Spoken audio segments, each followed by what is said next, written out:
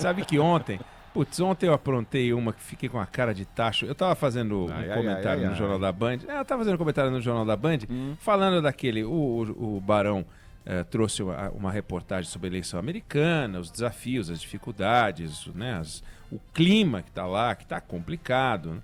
E lá pelas tantas entrou aquele deputado democrata imbecil que falou que a família Bolsonaro não pode interferir na eleição americana, como se a família Bolsonaro conseguisse um voto nos Estados Unidos, né? E lá pelas tantas eu falei, que americano conhece o presidente? Eu falei, americano. Que americano conhece o presidente americano? E ficou. Aí quando terminou o comentário, eu tava no ponto, assim, tem aquele ponto no ouvido, e aí o diretor falou, você falou que o americano não conhece o presidente americano. Eu falei, como assim? E ainda parou pra pensar, né? Eu falei, meu Deus do céu, que vergonha. Mas daí depois corrigir dá mais trabalho, porque daí entrou outra reportagem, aí você volta. Olha, há 2 reportagens, aí já fica uma confusão. Não tem como. Aí você viu, né? Você diz, bom, sabe tá aquilo bom, que eu falei às 19h36? Né? Aquela bobagem? Então, pronto. Aí vai ficar uma confusão. Eu fiquei com a cara de tarde, eu fui dormir com aquele negócio. Ai, meu Deus. Custava falar presidente brasileiro, posto que eu falava do presidente brasileiro. Acontece. Mas, enfim, acontece. Eu estava hoje lendo um estudo da CNI que fala sobre competitividade do Brasil.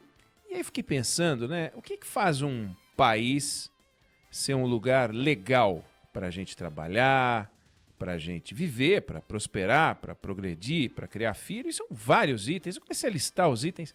Aí você vê assim, é bacana um país que oferece segurança, né? Segurança pública, para a gente sair sem se preocupar com assalto e outros crimes até mais graves do que o assalto.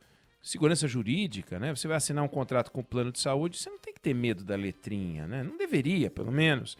Você vai comprar alguma coisa, você não tem que ficar preocupado em saber se vão entregar, se não vão entregar, saber se a justiça, pelo menos na maior parte das vezes, vai decidir sempre do mesmo jeito, né? A tal segurança jurídica. É um negócio importante, né? A tal da segurança, né? Pública, jurídica. País com mão de obra de qualidade. Pô, uma pessoa bem treinada precisa ganhar um salário legal, né? As pessoas não têm que se sujeitar ao subemprego porque não tem treinamento. Você vai contratar o serviço, vai saber que ele vai ser feito com qualidade, né? Que o engenheiro vai saber engenheirar, o médico vai saber medicar, o jornalista vai saber jornalistar. É importante isso, né? Um país produtivo. Pô, no Brasil você precisa às vezes de 4 pessoas para fazer o serviço que um americano faz com uma pessoa. E quando 4 fazem o serviço de um, não é que você dá emprego para 4. É que 4 ganham 1/4 do que aquele 1 ganha. Essa que é a realidade. Né? Um país que cresça, porque aí as outras 3 pessoas que ficariam sem trabalho num país em que 4 pessoas trabalhariam no lugar de uma, ou o contrário, você, num país estagnado, ficam 3 desempregados. Aí é melhor ganhar 4 ganhando 1/4 do que um ganhando 4 vezes e os outros 3 sem dinheiro. Mas olha só, quando você vê esse auxílio que o governo deu agora e beneficiou 62 milhões de pessoas, você fala, pô, bacana, 62 milhões de pessoas, mas depois você fala, o Brasil tem 60 e tantos milhões de pessoas que precisam de ajuda. É muito forte isso, não é legal. É um país que está parado, que não está crescendo. É importante ter educação, né? Você não pode ter a diferença que tem hoje no Brasil, já na infância, já na adolescência, no início da idade adulta, entre aqueles que são educados, né? Eu me refiro à escola, e os que não são. Vão buscar um posto de trabalho de mais qualidade ou de menos qualidade apenas e tão somente por causa da escola. Não é porque elas são melhores ou não são melhores, elas sabem mais ou sabem menos, porque a escola é melhor ou pior. Não é justo isso. Uma nação de pessoas que não entende o que lê não vai ter a mesma pegada de uma nação onde as pessoas são instruídas e elas aprendem, elas crescem, elas têm condições de empreender, né? Saúde, infraestrutura, menos burocracia, né? Um país mais justo, justiça de todas as formas, gênero, raça, justiça social, econômica. Você tem, no Brasil de hoje, uma pessoa que pertence a 1% mais rico ganha, no mínimo, o equivalente em um mês ao que os 50% mais pobres ganham em 3 anos de trabalho. Não dá, né? 1 mês de trabalho igual a 3 anos de trabalho. Tá errado isso. E também não é preciso ser muito rico para entrar no 1% mais rico. Não é um salário absurdo. Mesmo assim, é 3 anos da média. A base ganha muito pouco, muito pouco. E tudo isso deságua nessa história de país mais competitivo ou país menos competitivo, no caso do Brasil, menos competitivo. E num país menos competitivo, ou mais, né, as pessoas vão viver melhor, vão ter mais renda, vão morar melhor. E num país menos competitivo é o que a gente vê no Brasil. Então saiu um estudo da CNI, ele fez um ranking de países, comparou o Brasil com outras economias, divulgou ontem, comparou com 18 países, aliás, analisou 18 países. A gente só ganha da Argentina em competitividade. E quando você compara com as outras nações, 61 variáveis eles avaliaram.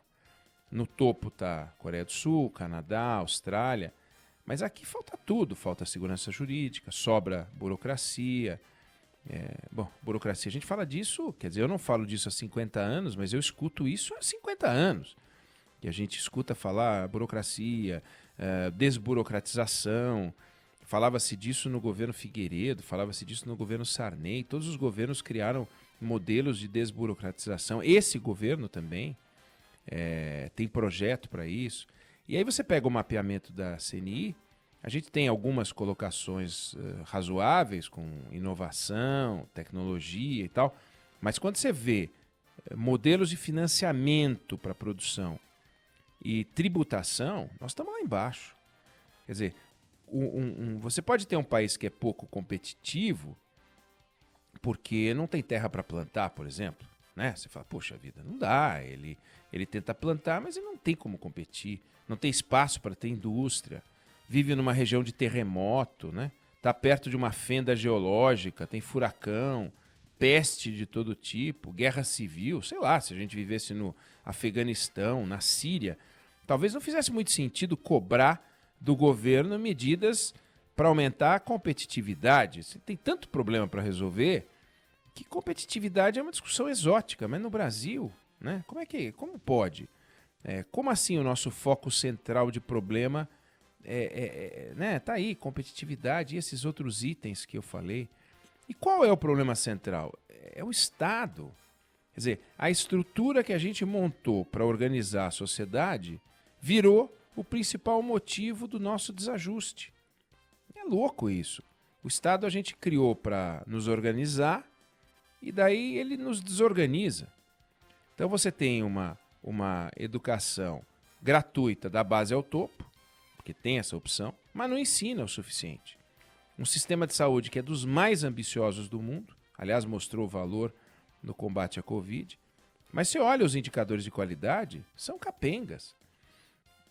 Infraestrutura absolutamente incompatível com as necessidades do país, criminalidade das mais altas do mundo, e tudo isso financiado, posto que tributo é um dos itens da nossa baixa competitividade, por uma carga tributária crescente, era de 20% quando a Constituição foi escrita, em 88, e hoje 35%.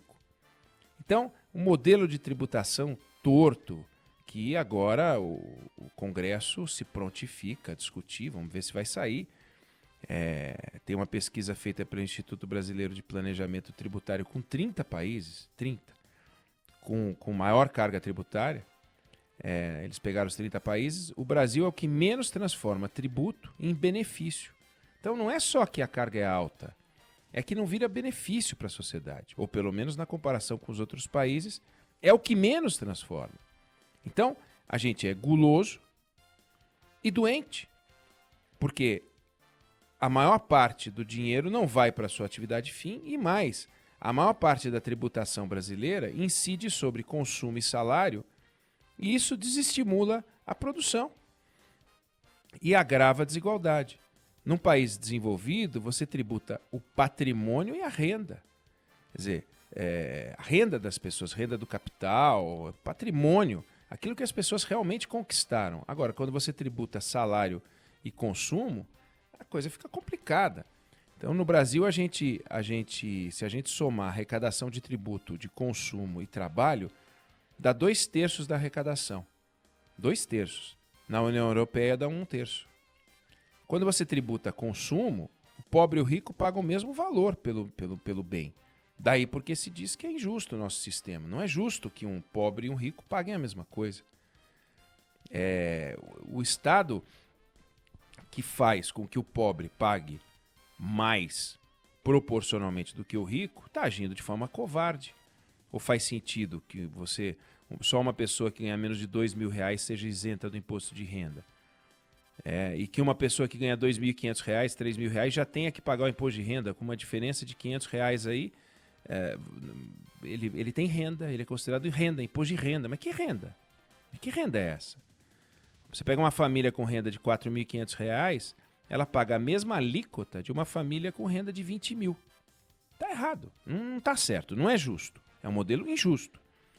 Então esse modelo virou um puxadinho, ele não tem lógica. Você tem uma máquina de arrecadação que fica tirando cada centavo que a sociedade trabalha para poder arrecadar, dá aqueles 5 meses por ano, que é o que o Estado arrecada, e está complicado. Aí surge o problema. A gente gasta um dinheirão com o Estado que não entrega nada assim para valer, mas imagina se a gente resolvesse agora, sem fazer uma revisão da estrutura do Estado, financiar o Estado nas suas necessidades totais. A carga ia subir, é provável até que a carga suba. Ia custar mais caro para você ter, com este nível de eficiência, uma educação mais eficiente. Com esse nível de eficiência, uma saúde mais eficiente. Com esse nível de eficiência, uma segurança melhor. Porque as coisas não geram cobrança. Os responsáveis pela educação não são cobrados pela nota ruim do aluno. Quem paga a conta é o aluno. Agora, se todos os alunos de uma determinada posição social têm um baixo desempenho em compreensão de texto, é o sistema que não funciona. Ou a gente vai decidir que todo mundo de renda mais baixa, que estuda numa escola da periferia, é pior, geneticamente? Essa vai ser a nossa conclusão? Será que o sistema não apodreceu? E se o sistema apodreceu e a gente convive com cheiro, a situação está mais grave, porque a gente já não fica indignado, a gente fica conformado. E aí tem um problema na educação, sério, né? Se os responsáveis pela saúde não são cobrados pelos indicadores de qualidade, como é que fica? As pessoas no Brasil, que elas gostam de morrer?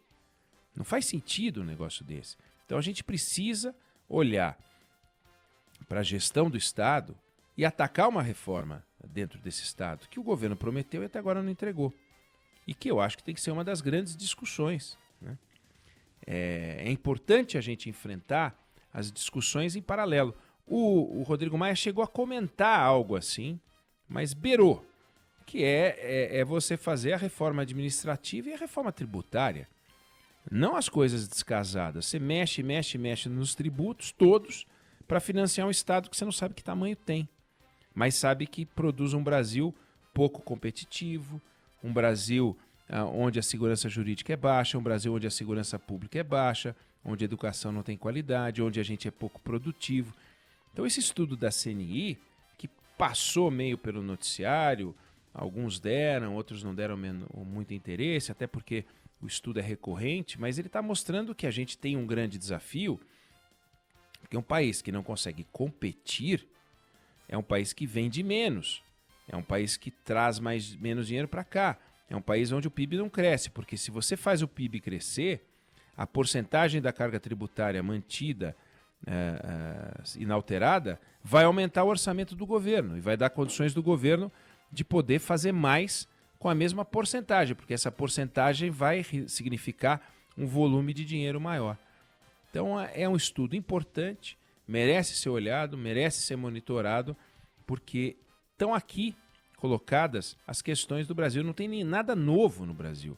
São os velhos problemas de sempre. Só que a gente está adotando a velha solução, que é a apatia.